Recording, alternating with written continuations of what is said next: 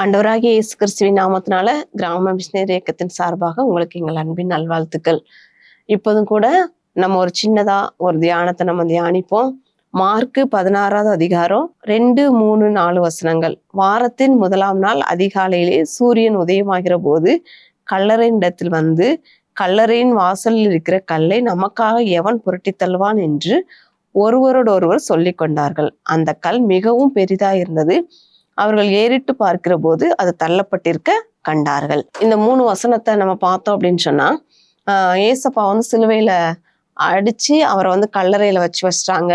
இப்போ அவருக்கு தூபம் போடணும் அப்படின்றதுக்காக அந்த ஸ்திரீகள் வந்து காலையிலேயே போறாங்க. போகும்போது இந்த கல்லை யார் நமக்காக புரட்டி தள்ளுவான் அப்படி சொல்றாங்க. இதுக்கு முன்பாக நான் ஒரு சின்ன ஒரு கதையை சொல்லிட்டு நான் ஆரம்பிக்கலாம்னு நினைக்கிறேன். ஒரு ராஜா தன்னுடைய மகளுக்கு திருமண காரியத்தை ஏற்பாடு செய்யணும்னு சொல்லிட்டு பிளான் பண்ணாரு. அப்போ அவர் என்ன சொல்லியிருந்தார் அப்படின்னு சொன்னா, அவங்க நாட்டுல இருந்த வாலிபர்கள் எல்லாம் இந்த போட்டியில கலந்து கொள்ளணும். அந்த போட்டியில ஒரு முக்கியமான இது என்ன அப்படின்னு சொன்னா, அந்த அரண்மனையில வந்து ஒரு பெரிய கதவு இருக்கும். அந்த கதவை வந்து யார் வந்து தள்ளுறாங்களோ திறக்கிறாங்களோ அவங்களுக்கு என் மகளை வந்து திருமணம் முடிச்சு கொடுப்பேன். ஒரு ரூல்ஸ். இன்னொன்னு வந்து அந்த போட்டியில தோக்குறவங்களுக்கு சிவியரான பனிஷ்மெண்ட் இருக்கும் அப்படின்னு சொல்லியிருந்தாங்க. அப்போ அங்க இருக்கிற வாலிபர்களுக்கு எல்லாம் ஒரே பயம். ஒருவேளை நம்ம தோத்துட்டோம் அப்படின்னு சொன்னா ராஜா நம்ம கையை வெட்டிடுவாரோ காலை வெட்டிடுவாரோ அப்படின்னு சொல்லிட்டு அவங்க எல்லாம் ரொம்ப பயந்தாங்க. அதனால பாதி வாலிபர்கள் வந்து அந்த போட்டியில கலந்து கொள்றதுக்கு பயந்துட்டு ஓடி ஒளிஞ்சுக்கிட்டாங்க. ஒரு சிலர் வந்து அந்த போட்டியில கலந்து கொண்டாலும் ஓடி வந்துகிட்டே இருக்கும்போது பாதியில என்ன செஞ்சுட்டாங்க அப்படின்னு சொன்னா பயத்துல பாதியிலே ஓடி போயிட்டாங்க.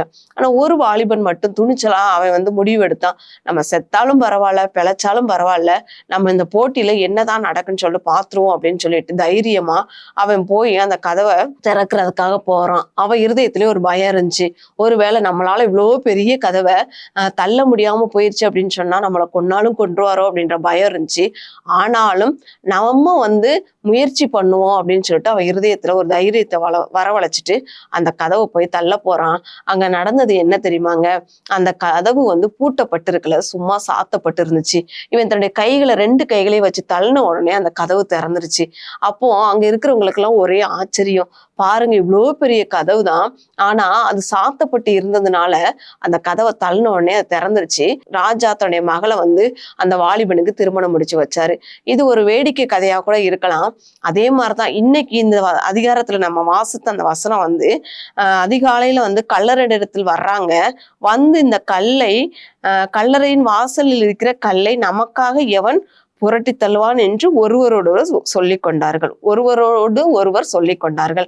இந்த கல்லு வந்து பெருசா இருக்குது, இதை நமக்காக யார் புரட்டி தள்ளுவான் அப்படின்னு சொல்லி இருக்குது.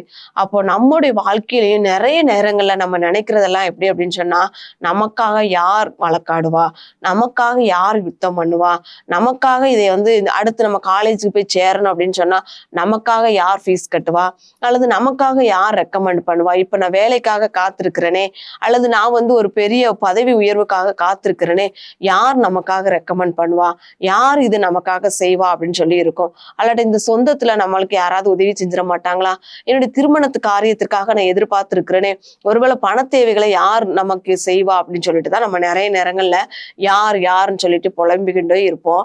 ஆனா இங்க என்ன ஒரு அதிசயம் அப்படின்னு சொன்னா, அவங்க போறாங்க. அதுக்கடுத்த வசனத்துல என்ன பாக்குறோம் அப்படின்னா, அந்த கல் மிகவும் பெரிதா இருந்தது.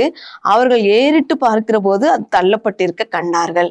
அவங்க வந்து தங்க இருதயத்துல பயப்படுறாங்க, யார் இந்த கல்லை புரட்டி தள்ளுவான்னு சொல்லி பயப்படுறாங்க. ஆனா அங்க போய் பார்க்கும்போது அந்த கல் வந்து புரட்டி தள்ளப்பட்டிருக்க கண்டார்கள்னு சொல்லி நம்ம வாசிக்கிறோம். அதே போலதாங்க உங்களுக்கு இருக்கிற பிரச்சனைகள் வந்து ஒரு பெரிய கல்லை போல இருக்கலாம். ஆனா ஆண்டோடைய சமூகத்துல நம்ம போய் நின்று, ஆண்டவரே நீங்க தான்ப்பா எங்களுக்கு உதவி செய்யணும், நீங்க தான்ப்பா இந்த காரியத்தை எங்களுக்காக செய்யணும்னு சொல்லிட்டு நம்ம ஆண்டோடைய சமூகத்துல கேட்கும்போது அது பெரிய கல்லா இருந்தாலும் நம்ம ஏறிட்டு பார்க்கும்போது அந்த பிரச்சனைகள் தள்ளப்பட்டு இருக்கதை நம்மளால பார்க்க முடியும். இந்த வேடிக்கையான கதையில கூட நம்ம பார்த்தோம், அந்த கதவு சாத்ததான் பட்டு இருந்துச்சு, பூட்டப்பட்டு இருக்கல.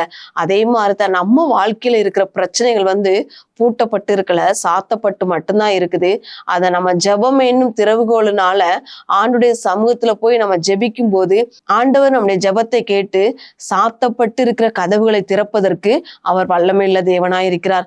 தடைப்பட்ட காரியங்கள் எல்லாவற்றையும் அவர் வெற்றிகரமாய் முடிப்பதற்கு அவர் உண்மையுள்ள தேவனாய் இருக்கிறார். நீங்க யாருன்னு சொல்லி நீங்க அங்கலாய்க்க வேண்டியதில்லை. யாரும் நமக்காக யுத்தம் பண்ணாட்டிலும் பரவாயில்ல, யார் நமக்காக ரெக்கமெண்ட் பண்ணாட்டிலும் பரவாயில்ல, நமக்கு ஒருவர் இருக்கிறார். வானத்தையும் பூமியும் படைத்த சர்வ வல்லமையுள்ள தேவன் நமக்காக இருக்கிறார். அவர் நமக்காக யுத்தம் பண்ணுவார். அவர் நமக்காக பெரிய பிரச்சனை போன்று இருக்கிற கல்களை அவர் புரட்டி தள்ளுவதற்கு வல்லமையுள்ள தேவனாய் இருக்கிறார். எனவே சோர்ந்து போகாதீங்க. ஆண்டுடைய சமூகத்துல நீங்க காத்திருங்க. அவர் உங்களுக்காக பூட்டப்பட்டிருக்கிற சாத்தப்பட்டிருக்கிற கதவுகளை அவர் திறப்பதற்கு வல்லமையுள்ள தேவன். இப்போதும் கூட ஒரு சிறிய ஜெபத்தை நம்ம ஜெபிப்போமா? ஸ்தோத்திரிக்கிற தகப்பனே, மை துதிக்கிற ராஜா, மை ஸ்தோத்திரிக்கிறோம். ஆமேன் அப்பா. பல நேரங்கள்ல நாங்களும் அப்பா எங்களுக்காக யார் வழக்காடுவா, எங்களுக்காக யார் உதவி செய்வா, எங்களுக்காக ஆண்டவரே இவ்வளோ பெரிய பிரச்சனையில யார் எங்களுக்காக முன்னிற்பான்னு சொல்லிட்டு ஆண்டவரே அங்கலாய்க்கிற ஆண்டவரே சமயங்கள் உண்டு ராஜா. ஆண்டவரே எங்களுக்காக வழக்காடக்கூடிய தேவன் நீர் இருக்கிறீங்க சுவாமி. ஆண்டவரே எங்களுக்காக அந்த பெரிய கல்லை ஆண்டவரை புரட்டி தள்ளுனதை நாங்க பார்த்தோமே சுவாமி. அதே போல எங்களுடைய வாழ்க்கையிலும் ஆண்டவரே இன்றைக்கு நாங்க சந்தித்து கொண்டிருக்கிற ஆண்டவரே பெரிய கல் போல இருக்கிற பிரச்சனைகள் எல்லாவற்றையும் என் தேவனாய் கர்த்தர் நீங்க அப்பா புரட்டி தள்ளுவீர் என்று சொல்லி நாங்க விசுவாசிக்கிறோம் சுவாமி. ஆண்டவரே மேற்படிப்பிற்காக ஆண்டவரே காத்திருக்கிற பிள்ளைகளுக்கு என் தேவனாய் கர்த்தர் நீங்க உதவி செய்யுங்க ஏசப்பா. வேலைக்காக ரெக்கமெண்டுக்காக காத்திருக்கிற பிள்ளைகளுக்கு என் தேவனாய் கர்த்தர் நீர் ஆண்டவரே உம்முடைய தூதனை அனுப்பி எல்லா விதமான பிரச்சனைகளையும் ஆண்டவரே புரட்டி தள்ளுவீராக என்று கூட ஜெபிக்கிறோம் சுவாமி. உம்முடைய கிருபையுள்ள கரத்திற்குள்ளாக நாங்க அர்ப்பணிக்கிறோம் சுவாமி. என் தேவனாய் கர்த்தர் நீர் மகிமைப்படுவீராக.